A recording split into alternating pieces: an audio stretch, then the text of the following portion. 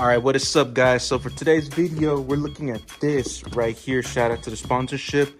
My dog right there, mi perro. It's a little, look at that little fool. So look at that. Got the car, some parts sticking out. Oh, downpipe over there. Oh, for sale, guys, for sale. But by the time this video goes up, it might have already been sold. So my apologies. But yeah, I'm covering it back to the stock downpipe because I'm kind of getting tired of that downpipe, and I don't know, I'm getting tired of the street version exhaust, and then it's too loud. I don't know, guys, it's just weird something about me, but we're putting this on while I have a downpipe off because it's way easier access to right here to put the turbo blanket on. Shout out to Mishimoto. Hell yeah, guys. Reindeer nose. So let's get this put on. It's a quick unboxing, guys. Sorry for the mess. Look at all that. Like, look, there's a stock downpipe PRL. Right here, look, hell yeah, open it up.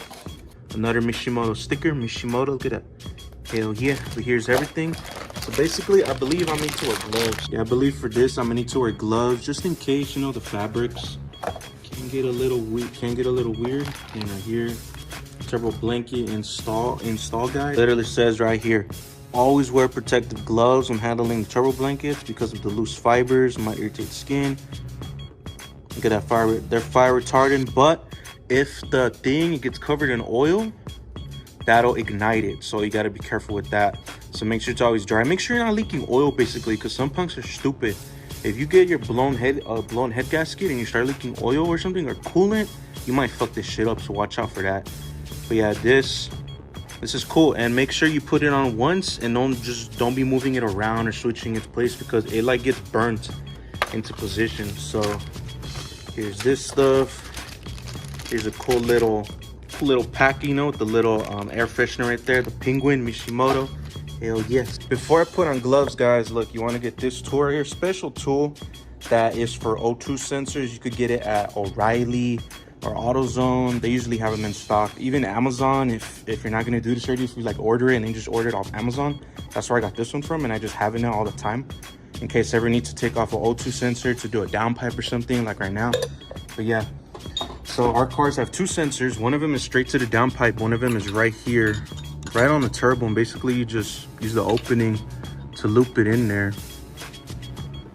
If it lets you. This one has like a little, squeeze it off from there. There you go, a little bit more play. And then right here.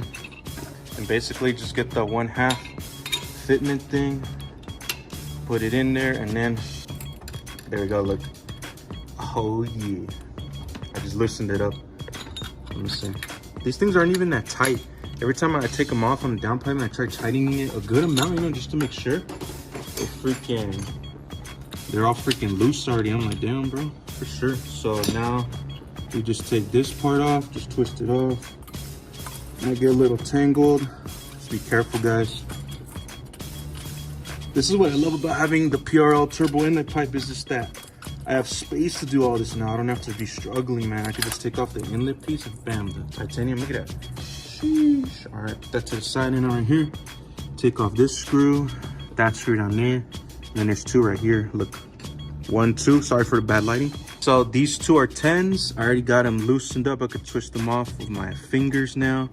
What do those fingers do though? And it does this, twisting off all these bolts in these kind of tough spots. The downpipe, that last corner down there to get it, man, it's a struggle. And bro, a lot of people break their downpipe studs. This is the 3rd time I'm taking it off, man. No issues at all. I don't know what people are always doing with their damn cars. But you might be wondering, oh yeah, and these are 12s. 10s, 12s. You might be wondering, well, what's a turbo blanket for, bro? Well, first of all, if you haven't seen the guys that build their big ass turbo builds on their Civics or Supras or Skylines, they usually heat wrap it, right? They heat wrap it. They heat wrap downpipes. They sometimes heat wrap the intake or something, headers. They do all that to keep the heat where it should be. When you keep the heat where it should be, it produces power. This is a heat shield right here, OEM, but it's not as strong as the titanium one that I have right now from Mishimoto. So it's gonna be better. It's gonna keep the heat where it should be.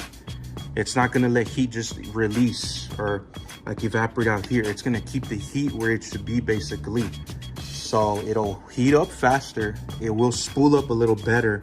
And that's what Mishimoto says, and all the other companies, because there's also one from PRL not directly from PRL, but they stamp it with PRL stamp. They have one too if you guys want to check it out.